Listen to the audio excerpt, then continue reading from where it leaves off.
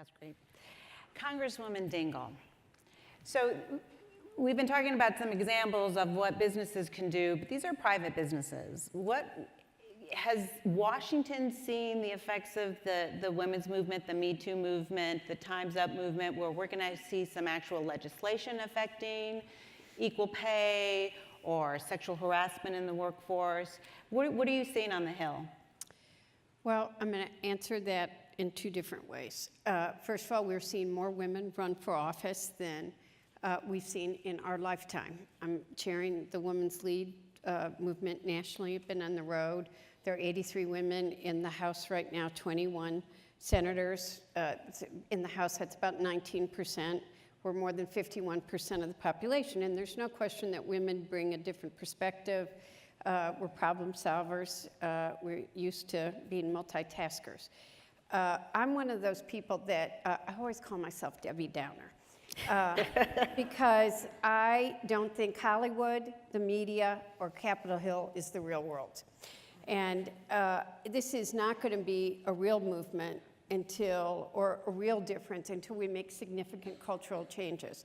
And we do get into that pipeline. And this is not real until the tip worker, the factory floor worker, the lawyer trying to make partner, the accountant trying to make partner, the doctor trying to in academia, et cetera. And I don't think we're there yet. And some of these are things that you simply cannot legislate.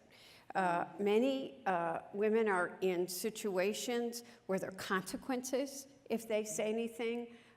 They're economically, in the state of Michigan, there are 480,000, more than 40% of the households are headed by women. They need these jobs. If they say something, they get labeled as a problem. A person that creates all kinds of problems, a troublemaker. So I think we all have to work together and do a lot of work to really make this a real movement. Great. Well, so absolutely. We will, sort of the next new thing will turn away from this issue. I'm resolute. Everyone on this panel, I know lots of you out in the audience, we're resolute. This is not going to happen in our organizations, in our corporations any longer. And that's actually, I think, something very practical you can do. How does your culture in your organization treat women? My guess is you don't know, because nobody has actually told you. If you're the leader, if you're a man and the leader of the organization, the presumption is that you accept it or you sanctioned it. It's only when you ask about it and you give women the opportunity to talk about it to each other, if not to you directly, to an anonymous phone line or something, a focus group, and you have to promise me you will not retaliate against those women. You will not sideline them. You have to listen, suspend disbelief that it actually could be happening within your organization. Figure that out. Go home today and start thinking about it. Well, go home tomorrow. And start thinking about this and start talking about it in your leadership team. If you're a woman on this, in a senior leadership position, or you're a woman who wants to be in a senior leadership position, raise your hand. Stand up. Speak out for another woman that you know. Maybe it didn't happen to you, but you saw it happen. You saw something that was disrespectful. Say something. Let somebody know, and let's start this dialogue. Let's get bias training for absolutely everyone. We all have unconscious, subconscious biases. That question, what I do, do I have lunch? Do I go to breakfast? Do I mentor the women the same way I would mentor a guy? And, yes. And I'm one of those people that wears my feelings on my sleeves, and people know where I stand, and so it's caused me to say, okay, where you had a hug, and I've got lots of folks that work for me and work for our firm that I've worked for years and years and years. They're 25-year employees of ours that I now wait for them to make that move, meaning that at the end of the day, I've changed,